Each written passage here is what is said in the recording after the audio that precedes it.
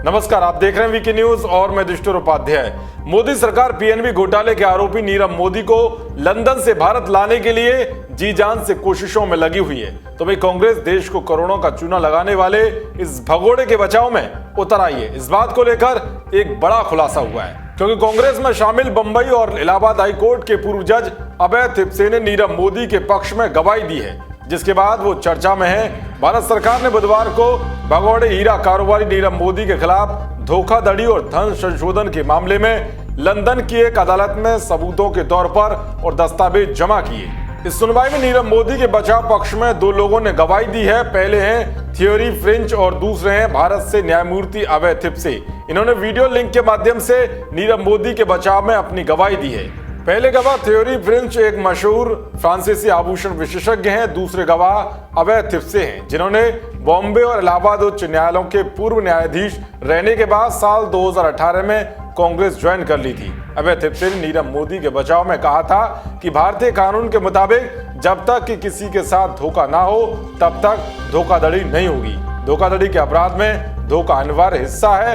अगर LOUS जारी होने से किसी के साथ धोखा नहीं हुआ है तो किसी कॉर्पोरेट बॉडी के साथ धोखाधड़ी का सवाल ही नहीं है। बैंक के अधिकारियों को LOUS जारी करने का जो अधिकार दिया गया है उसे प्रॉपर्टी नहीं कहा जा सकता और उन्हें संपत्ति के साथ सुपर्द करने के लिए भी नहीं कहा जा सकता। लिहाजा ये भरोसा तोड़ने वाला अपराध नहीं हो सकता। सोशल मीडिया पर भी भगोड़े हीरा कारोबारी नीरव मोदी के लिए अभय थिप्से की दी गई गवाही चर्चा का विषय बन गई है। एक ट्विटर यूजर ने लिखा है कि बॉम्बे हाई कोर्ट के पूर्व जस्टिस अभय थिप्से नीरव मोदी का बचाव करने के लिए ब्रिटेन की अदालत में पेश हुए। पप्पू राहुल गांधी, आपने उसे वहां भेजने से पहले क्या सोचा था?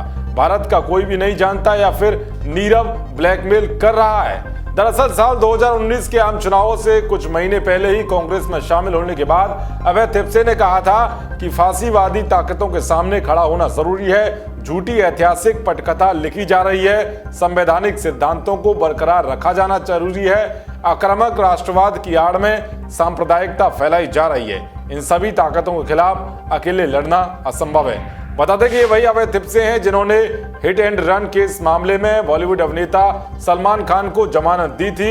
इसके अलावा अभय थिप्से ने सोहराबुद्दीन मामले में भी न्यायपालिका के फैसले पर ही सवाल उठाते हुए कहा था कि ये न्यायपालिका की विफलता है और न्याय तंत्र असफल हुआ।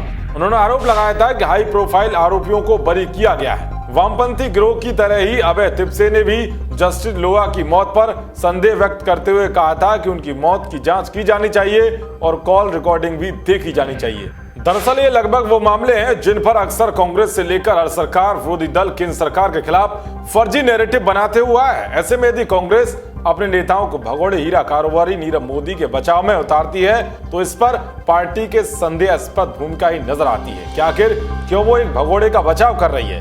क्योंकि जो कांग्रेस लगातार भगोड़े नीरव मोदी को लेकर मोदी सरकार को घेरती थी, अब वही इसका पक्ष ले रही है। इससे साफ है कि ऐसा करके कांग्रेस कुछ बड़ा छुपाना चाह रही है, क्योंकि पूरा मामला 2014 से पहले का है, जब देश में कांग्रेस की सरकार थी। तो वही कांग्रेस के इस दोगले रवैये पर कानून मंत्री रविशंकर प्रसाद ने भी निशाना साधा है।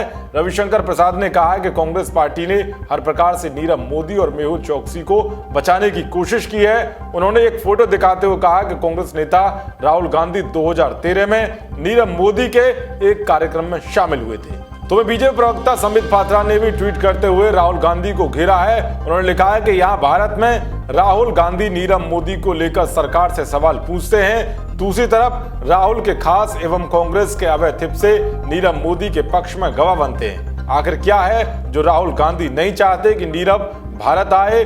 उस रात पार्टी में राहुल और नीरव में क्या लेन देन हुई थी? बता दें कि नीरव मोदी घोटाले के बाद फरवरी 2018 में भारत से फरार हो गया था। नीरव मोदी के साथ इस घोटाले में उसके मामा मेहुल चोकसी का भी नाम था। पिछले साल जब नीरव मोदी को लंदन में देखा गया तो उसके बाद उसे मार्च में मेट्रो स्टेशन से गिरफ्तार कर लिया गया। तब से नीरव मोदी लंदन की जेल में बंद है।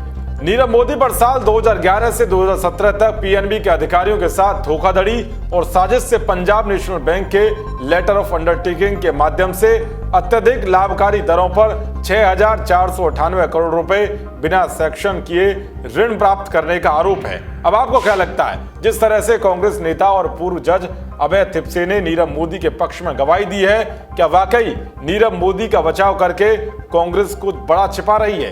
अपनी राय कमेंट बॉक्स में जरूर बताएं। देश और दुनिया की तमाम खबरों को पाने के लिए देखते रहिए वीके न्यूज। जय हिंद, जय भारत।